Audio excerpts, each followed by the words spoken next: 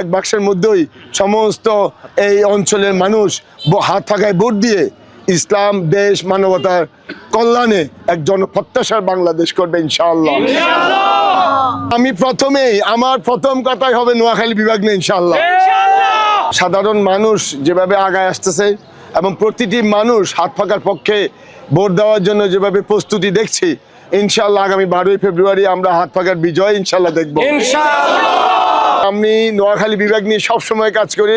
শুধু নোয়াখালী বিভাগ তো করবো ইনশাআল্লাহ, পাশাপাশি এই অত্র অঞ্চলের অবকাঠামো উন্নয়নে যত কাজ করা দরকার ইনশাআল্লাহ আমরা সব কাজগুলো আমরা হাত দেব এবং মানুষের মধ্যে যেন একটা শান্তি ফিরিয়ে আসে সে কাজগুলো আমরা প্রতিনিয়ত করবো ইনশাআল্লাহ।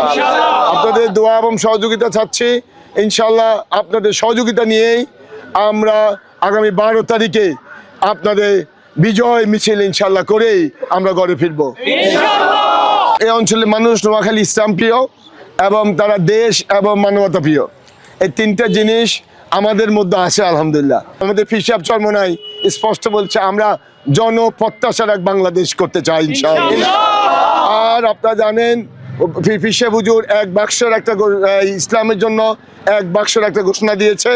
যারা ইসলাম প্রিয় মানুষ এই অঞ্চলে এক বাক্সে একটা ভোট দিবেন।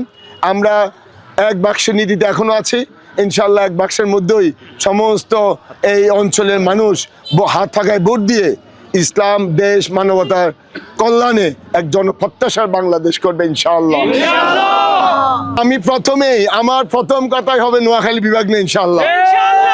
এই নোয়াখালী বিভাগ এখানে সিটি কর্পোরেশন থেকে শুরু করে অর্থনৈতিক মডেল আমি অনেকগুলো আমার ইশতেহারের মধ্যে দিয়েছি।